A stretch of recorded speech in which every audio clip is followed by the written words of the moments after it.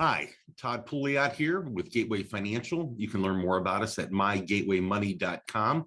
Welcome again to our checklist and workflows program that we're doing here together.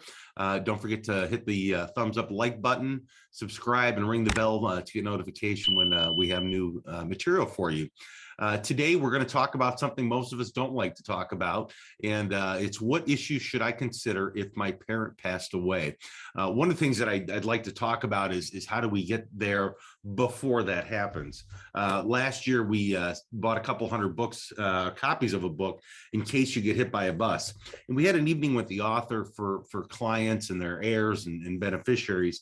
In this book, what it does is it helps you prior to somebody passing away, and we really want to make sure we have those things lined up prior. But a lot of times we have a client who we don't work with their parent, and these are the issues that we have to walk through.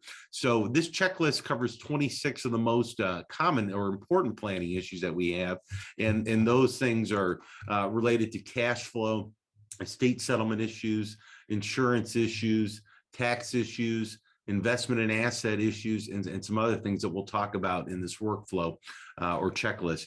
But what I wanted to mostly comment about is having a lot of these answers prior to something happen can save you a lot of stress. And in your moment of grieving, just remember, you don't need to do anything right away, but make sure you have this checklist available to you to kind of talk about that. And as always, I'll share my screen so we can look at this checklist here.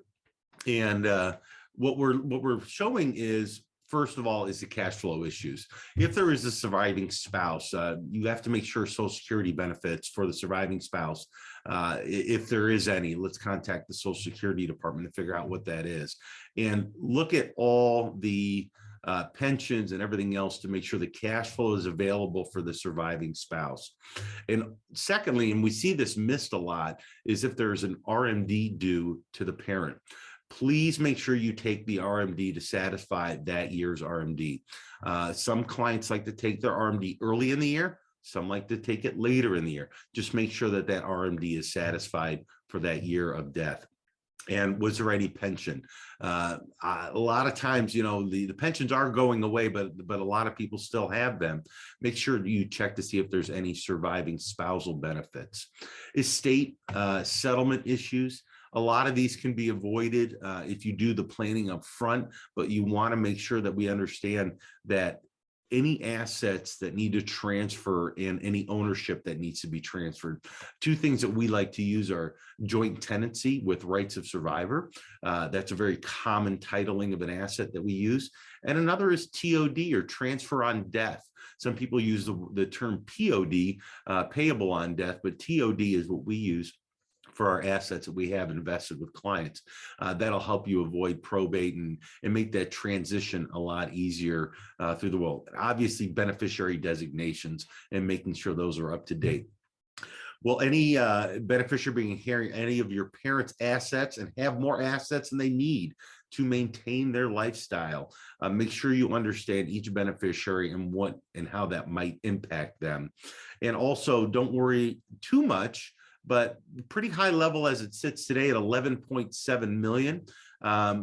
We want to make sure that we utilize those estate planning values as they sit currently.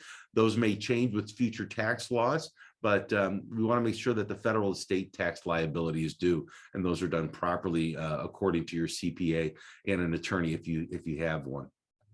Any estate tax liability, don't forget Form 706. Again, your CPA will be able to handle and walk you through that. And any assets that may not yet be identified.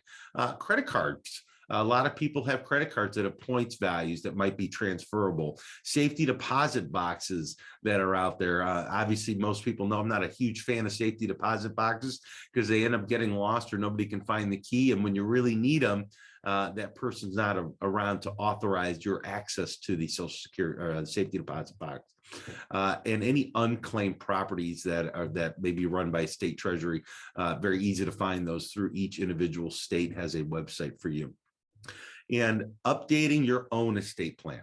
So once all this happens, make sure you update your own estate plan to reflect any new assets that you may have inherited? And are there any digital assets that should be preserved? I know I listen to a lot of books on tape. What happens to those? Typically, somebody would have a big library and those books could be handed out to whoever were deemed necessary. But a lot of people have videos or photos that are digital now. And how do we handle those transfers and keeping those digital assets alive? That's a lot to handle just in that area alone. That's why that book helps you dictate how to handle those prior to death. Insurance issue, were they employed at the time of death? Is there any compensation related to employment? Was there an accidental or work related? You have to look at the financial institutions that might offer some sort of benefit for those issues. Was your parent a veteran? Please make sure you understand the veteran rights and VA benefits, and possibly for the survivor as well. And is there any life insurance owned by your parent or insuring the life of your parent that's not been identified or claimed? I will say I do see that often. Somebody has an old life insurance policy that they'll dig up through their paperwork. So make sure you have a list of assets that you're researching to get through. Tax issues. I know people want to talk about filing that tax return right away, but be cognizant that that might not be the easiest thing to do while you're grieving. Look at the surviving spouse, and if the surviving spouse has a home, they may qualify for a $500,000 capital gains housing exclusion.